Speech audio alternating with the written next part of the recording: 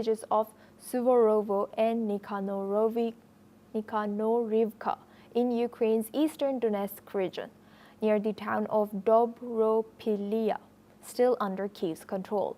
The announcement comes as Ukrainian President Volodymyr Zelensky joins European leaders in an online meeting with U.S. President Donald Trump, urging him to back Ukraine's Friday's Alaska summit with Russian President Vladimir Putin. The leaders are expected to stress that no decisions on Ukraine's future, including any changes to its borders, should be made without Kyiv's consent. Trump has previously said any peace deal will require some swapping of territories, with Putin believed to be demanding Ukrainian withdrawal from the remaining parts of Donbas region that it controls. Ahead of today's talks, Trump called his European counterparts great people and said he was open to hearing their views. Now for this discussion, we're joined by Julia Kostobina. She's a senior fellow at Ukrainian Prism, joins us live from Kyiv. Thank you for joining us today. Good to see you. Now with the recent capture of Suvorovo also and Nikanorivka by Russian forces, how do you foresee this impacting Ukraine's defensive strategy moving forward and for the upcoming talks?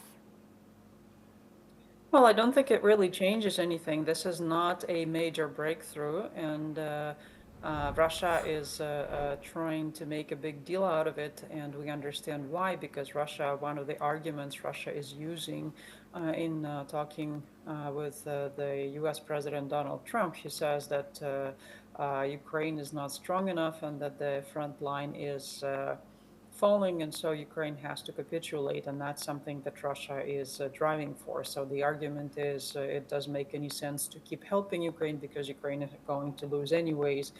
But Ukrainian front line is far from collapsing, and I think we need to keep things in perspective and realize that Russia, since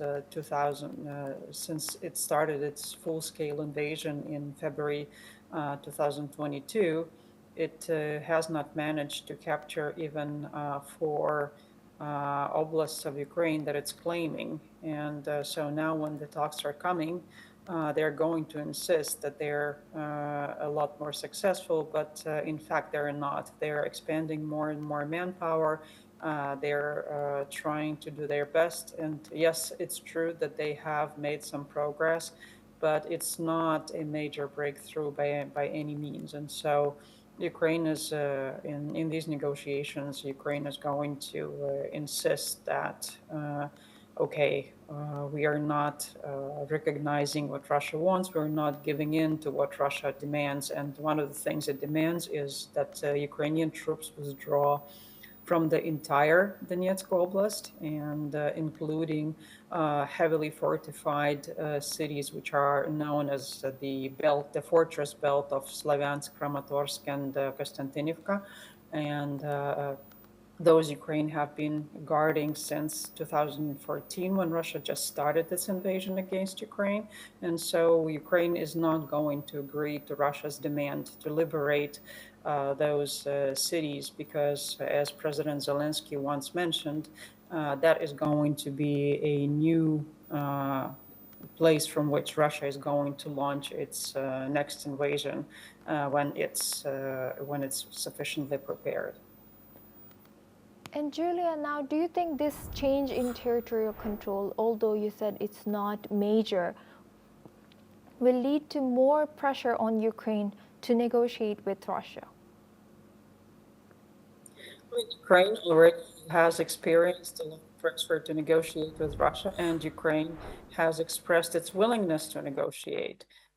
But it's not Ukraine, it's Russia who's making absolutely unrealistic demands and who continues attacking.